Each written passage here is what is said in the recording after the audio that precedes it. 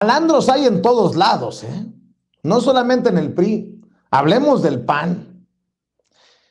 Reapareció, querida Carla Mote, Manuel Vibriesca, el hijastro de Vicente Fox, y reapareció públicamente como líder de Canirac en León y se ufana de estar limpio.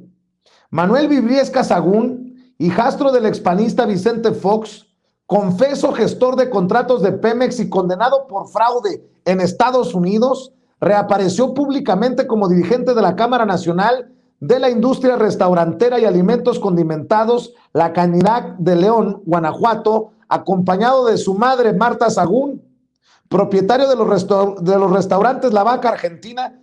Pues no vuelvo a comer a La Vaca Argentina, yo no lo sabía.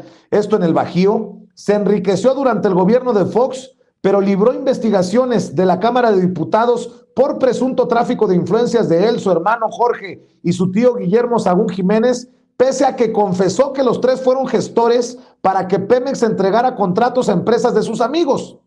Así que esos panistas que hablan de corrupción en este gobierno, digo, hay que investigar a todos, pero que tengan tantita madre y tantita vergüenza.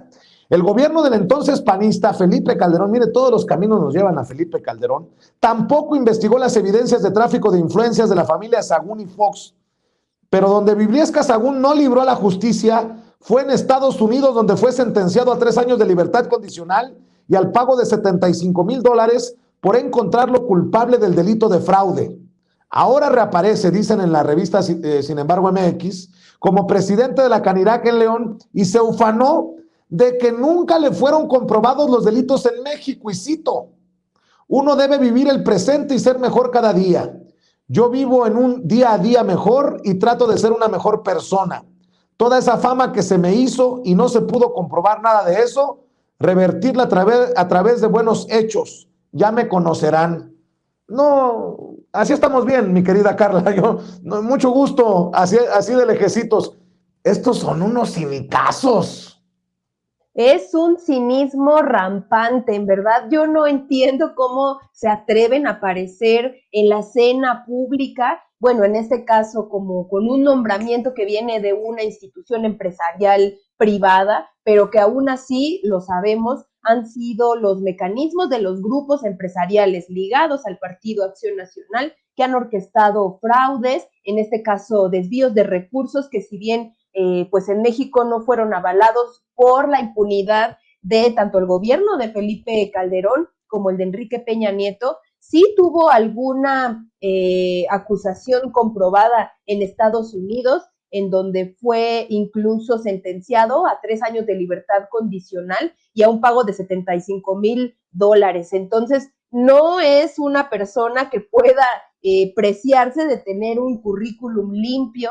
Y a mí más bien lo que me sorprende muchísimo es cómo estos personajes que fueron al final de estos actores beneficiados por las políticas neoliberales se atreven en estos tiempos de cambio político y también, digamos, de cambio de rumbo estructural económico a reaparecer cuando, bueno, yo creo que demuestran la podredumbre de los grupos que están detrás como grupos empresariales y las grandes oligarquías financiando a la oposición mexicana, porque eso es. Y esta unión entre los empresarios y los políticos, que fue una de las banderas del neoliberalismo, pues yo creo que como sociedad deberíamos, no sé, de estar muy escandalizados por eso. Ahora, a mí me da también mucha suspicacia y pensar en cómo en los medios de comunicación nos recetan día tras día, por ejemplo, notas que hacen crecer, ¿no? Esta noción de que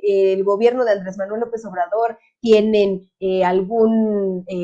una situación en su familia, que en particular en su hijo con el tema de la casa gris, de conflictos de interés, cuando, bueno, pues veamos la historia de estos grupos, que no únicamente lo hicieron estos desvíos económicos, estas creación y participación en empresas que hicieron un desfalco al erario, sino que lo hicieron de manera totalmente impune y que incluso después de, pues, no mucho tiempo se atreven a seguir apareciendo en la escena política y también que a los propios empresarios, digamos, se descubran de esa forma. Yo no sé cuáles sean sus estrategias. Yo creo que estos grupos empresariales, como al que pues fue nombrado Vibriesca recientemente, le están apostando pues a inyectarle toda la lana posible para volver en el 2024.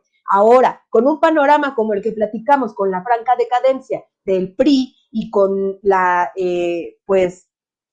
con estos impresentables dentro de las filas, ¿no? De grupos que tienen todavía presencia política, con grupos como el PAN, que sabemos que es un grupo ligado a grupos empresariales desde su origen, desde que se fundó en 1939, ¿con qué cara, no? Nos van a plantar a un candidato o candidata para el 2024. Y bueno, yo incluso pensaría, tan vacíos de liderazgos están que yo hasta la fecha pues no puedo llegar a pensar en a quién nos van a candidatear para esa época, para el 2024, porque pues no se le ve a nadie pinta de tener suficiente liderazgo, ni suficiente aceptación, ni absolutamente nada. Y con este tipo de cosas, pues mucho menos.